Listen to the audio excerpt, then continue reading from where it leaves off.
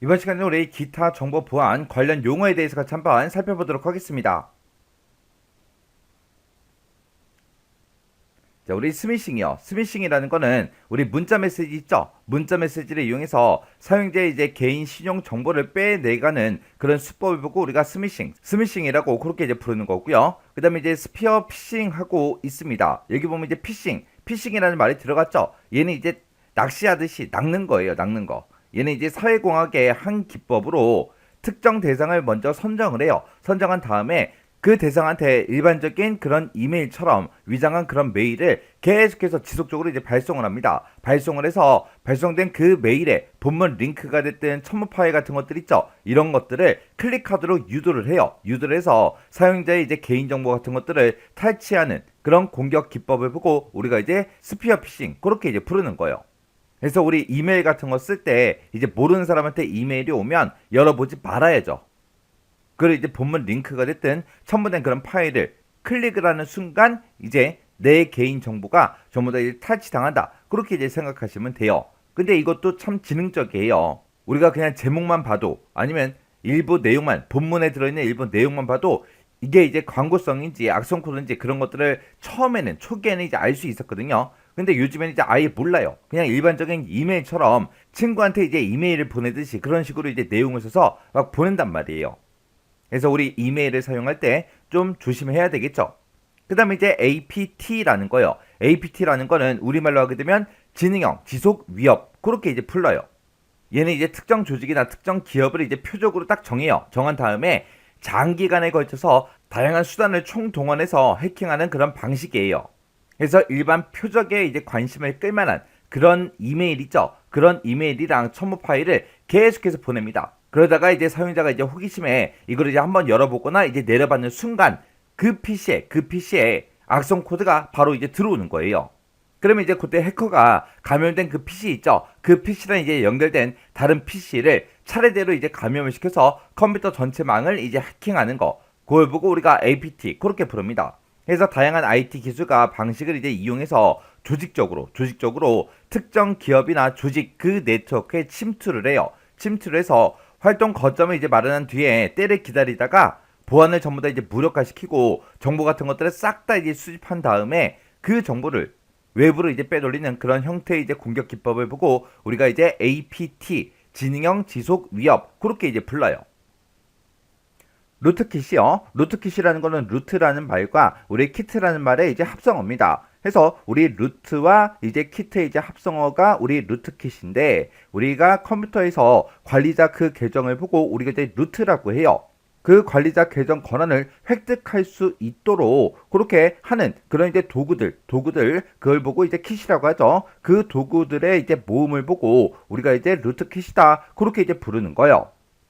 그래서 이 루트킷이라는 거는 시스템에 이제 침입한 다음에 우리 침입 사실을 이제 숨긴 채로 차후에 이제 침입을 하기 위해서 백도어가 됐든 트레일 목록을 됐든 이런 것들을 전부 다 이제 설치를 해요. 설치를 하고 그리고 원격 접근이다. 내부 사용 흔적 삭제다. 관리자 권한 획득이다. 이런 이제 주로 이제 불법적인 그런 해킹에 사용되는 그런 기능들을 제공해 주는 그런 이제 프로그램들을 싹 다 이제 모아놓은 거. 그걸 보고 우리가 루트킷 그렇게 이제 부르는 거예요. 그래서 루트킷이 이제 설치가 되면 자신이 뚫고 들어온 그 경로가 있을 거 아니에요. 그 모든 경로들을 싹 다 이제 바꿔놔요. 바꿔놓고 명령어들을 은폐해 놓기 때문에 해커가 시스템을 이제 원격에서 이제 해킹을 하고 있어도 루트킷이 이제 설치가 돼 있다. 그런 이제 사실조차도 감지하기가 어렵습니다. 그래서 해커들이 시스템을 이제 해킹할 때 시스템에 이제 이용자가 해킹을 당하고 있다. 그걸 이제 알지 못하도록 하기 위해서 사용되는 그런 이제 도구들, 그런 프로그램들을 총칭해서 우리가 루트킷이다. 그렇게 이제 부르는 거예요. 만약에 이제 해커가 있을 때 어떤 특정 이제 표적을 딱 정해놓고 그곳에 이제 암호를 먼저 이제 크래킹을 먼저 합니다. 크래킹을 먼저 하거나 아니면 시스템 내에 이제 들어있는 그런 취약점 같은 것들을 찾아요. 찾아내서 일반 사용자의 그런 접근 권한을 먼저 획득한 다음에 그 컴퓨터에 이제 루트킷을 이제 설치를 하는 거예요. 그러면 이제 루트킷이 설치가 됐으니까 해커들이 이 루트킷을 이용해서 컴퓨터 이제 제어권을 이제 가로채고 자신들이 이제 어떤 일을 하고 있는지 그런 것들을 싹 다 이제 감출 수가 있어요. 그래서 이 루트킷을 이용해서 컴퓨터 이제 운영 체제에서 실행 파일과 실행 중인 그런 프로세스를 이제 숨길 수가 있어요. 이런 것들을 이제 싹 다 이제 숨기기 때문에 운영체제 이제 자체에서 이제 검사를 하거나 백신 프로그램을 이용해서 뭔가 이제 탐지를 할 수 있는데 그런 것들을 전부 다 이제 피할 수 있어요. 그래서 이 루트킷이라는 건 좋은 거다 나쁜 거다? 나쁜 거더라. 얘는 주로 이제 불법적인 그런 해킹에 사용되는 그런 기능들을 제공해 주는 우리 프로그램들을 싹 다 이제 모아서 우리가 루트킷 그렇게 이제 부르는 거예요. 그 다음에 이제 무작위 대입 공격이요.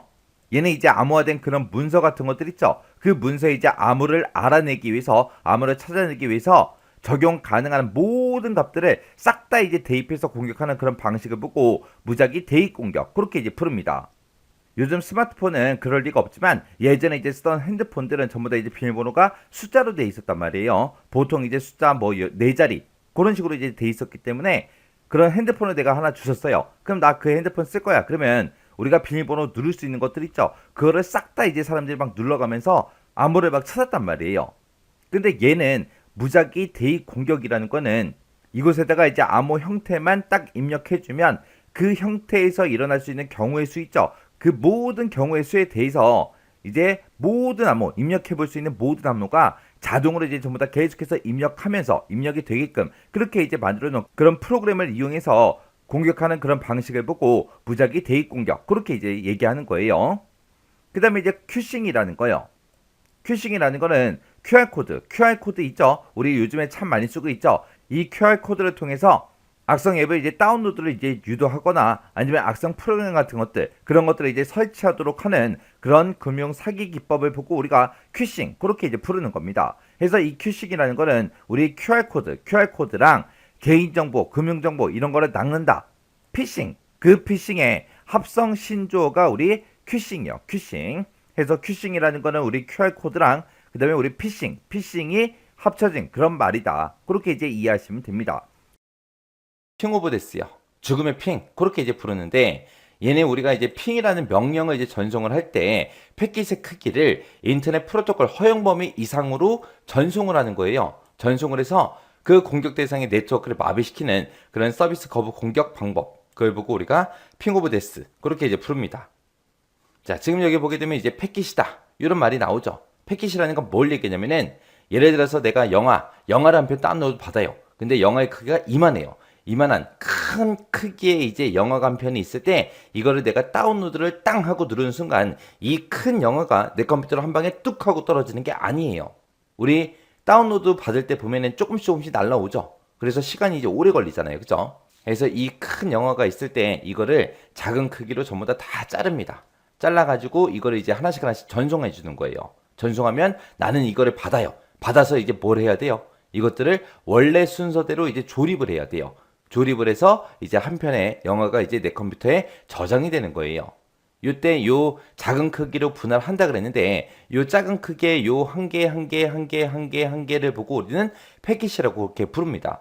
여기서 이제 핑이라는 요 명령자한테 요 핑이라는 명령어는 뭘 하는 거냐?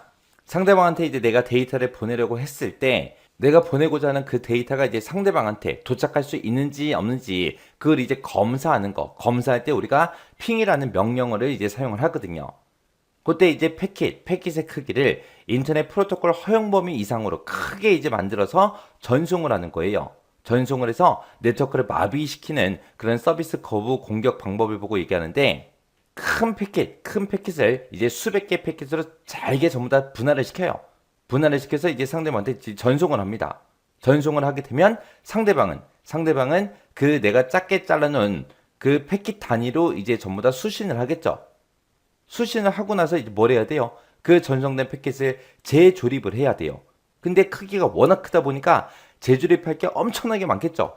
해서 재조립하는 그 부담도 있을 거고요. 그리고 이제 분할돼서 이제 전송된 각각의 이제 패킷에 대해서 ICMP 핑 메시지에 대해서 이제 응답을 이제 해줘야 돼요.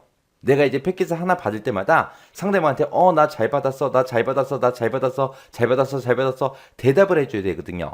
그러면 수백 개의 패킷으로 이제 분할을 시켰기 때문에 수백 번 이제 대답을 해줘야 된다고요. 그렇게 이제 응답을 많이 해야 되겠죠. 그러다 보면 이제 재조립할 때도 부담이 있는데 거기다 응답까지 해줘야 되니까 얼마나 이제 힘들겠어요. 그렇게 해서 이제 패킷의 크기가 엄청나게 크기 때문에 결국에는 어떻게 된다? 시스템이 다운되더라. 그렇게 해서 이제 네트워크를 마비시키는 그런 서비스 거부 공격 방법이 우리 핑 오브 데스요. 그래서 핑 오브 데스 그럼 뭘 얘기한다? 패킷 크기를 어떻게 한다? 인터넷 프로토콜 허용 범위 이상으로 크게 이제 만들어서 전송을 하더라. 전송을 해서 네트워크를 이제 마비시키는 그런 서비스 거부 공격 방법. 그게 이제 핑 오브 데스요. 그다음에 이제 우리 EDR이요. EDR이라는 거는 엔드포인트 그 영역에 대해서 지속적인 그런 모니터링을 통해서 행위 기반의 이제 위협을 우리 탐지하고 이제 분석하고 이제 대응하는 그런 이제 기능을 이제 제공해주는 그런 이제 솔루션을 보고 우리가 EDR 그렇게 이제 불러요. 여기서 이제 엔드 포인트 영역이다라고 해서 나왔는데 여기서 이제 엔드 포인트라는 거는 우리 통신하게 되면 이제 시작점이 있고 우리 종착점이 있겠죠. 그때 우리 이제 시작점 요청을 이제 보내주는 그런 시작점은 보통 이제 사용자 이제 PC가 됐든 스마트폰이 됐든 이런 곳에서 이제 서비스가 이제 시작이 될 거고 종착점은 결국에는 그 서비스를 우리 서버한테 이제 보내준다고요. 그래서 여기서 이제 종착점이다 그렇게 이제 표현한 게 이제 서버라는 거예요. 그래서 사용자 이제 PC가 됐든 아니면 스마트폰이 됐든 아니면 서버가 됐든 그런 이제 단말에서 발생하는 그런 악성 행위를 실시간으로 이제 감지하고 이거를 이제 분석하고 대응해서 피해 확산을 이제 막아주는 그런 솔루션을 보고 우리가 EDR이다 그렇게 이제 부르는 거예요. 그 다음에 이제 TMS요. 이 TMS라는 거는 전사적 IT 인프라에 대해서 이제 위협 정보들이 있을 거 아니에요. 그런 위협 정보들을 수집하고 분석하고 경보 관리하는 그런 정보 보호 통합 관리 시스템. 그걸 보고 우리가 TMS 그렇게 이제 부릅니다. 그래서 얘는 이제 실시간으로 공신력 있는 대외 정보 보호 기관 그런 기관에서 위협 정보들을 싹 다 이제 수집하고 분석해서 그 내용을 정보보호 관리자한테 제공해주는 그런 역할을 해주는 게 우리 TMS라는 거예요. 그 다음에 이제 크리덴셜 스토핑이요. 얘는 이제 무차별 대입 공격의 일종이에요. 얘는 이제 공격자가 미리 확보해 놓은 그런 이제 로그인 자격 증명을 다른 계정에다가 무작위로 막 대입을 시켜서 사용자 계정을 이제 탈취하는 그런 공격 방식을 보고 우리가 이제 크리덴셜 스토핑 그렇게 이제 부릅니다. 그 다음에 이제 PODL이요. TLS 이제 연결을 SSL 우리 3.0으로 낮춰서 그 SSL 3.0의 취약점을 이용해서 암호문을 이제 해독하는 그런 공격 기법을 보고 우리가 PODLE 그렇게 이제 부릅니다. 그 다음에 이제 DDE요. DDE는 우리 마이크로소프트 오피스 프로그램 있죠. 오피스 프로그램을 보게 되면 이제 여러 가지 엑셀이다, 뭐 파워포인트다, 뭐 XX다 해서 여러 가지 프로그램들이 있는데 그런 프로그램이랑 우리 애플리케이션 그 사이에서 데이터를 이제 전달하는 그런 프로토콜을 보고 우리가 이제 DDE라고 합니다. 근데 우리가 오피스 프로그램에서 만약에 뭔가 데이터를 이제 전달하기 위해서 DDE가 만약에 활성화가 됐잖아요. 활성화가 됐을 때 일반 문서로 위장한 그런 악성 코드가 전파될 수도 있습니다. 이런 게 이제 DDE요. DDE라는 거 뭐 하는 거다? 우리 오피스 프로그램이랑 애플리케이션 그 사이에서 데이터를 주고받고 할 수 있는 그런 프로토콜을 보고 우리가 이제 DDE라고 하더라. 근데 그 DDE를 악용해서 악성 코드가 전파될 수도 있다는 거예요. 그래서 우리 정보 보안과 관련된 용어에는 지금처럼 이렇게 여러 가지가 있어요. 이렇게 여러 가지가 있는데 이 중에서 뭐가 시험 문제로 실제로 나올지 모르잖아요. 그죠? 그래서 뭐가 뭔지는 정확하게 여러분들이 구분할 수 있게 잘 보고 지나가셔야 돼요. 문제를 보니까 현대사회의 이제 다양한 보안 위협 중에서 IT 기술과 현대화된 그런 방식들을 이용해서 조직적으로 이제 특정 기업이나 아니면 네트워크 그런 곳에 이제 침투해서 활동 거점을 이제 마련한 뒤에 때를 기다리다가 보안을 이제 무력화시키고 정보를 이제 수집한 다음에 그걸 이제 외부로 빼돌리는 그런 형태의 이제 공격 기법을 써라. 그렇게 나왔습니다. 이런 걸 보고 우리가 이제 APT, 지능형 지속 위협, 그렇게 이제 부르는 거죠. 우리 정보 보안과 관련된 용어가 한두 개가 아니라 되게 많죠. 되게 많은데 어떤 게 이런 형태로 시험 문제로 나올지 몰라요. 모르기 때문에 각각이 이제 뭐가 뭔지는 정확하게 알 수 있게 기억하고 지나가시기 바랍니다.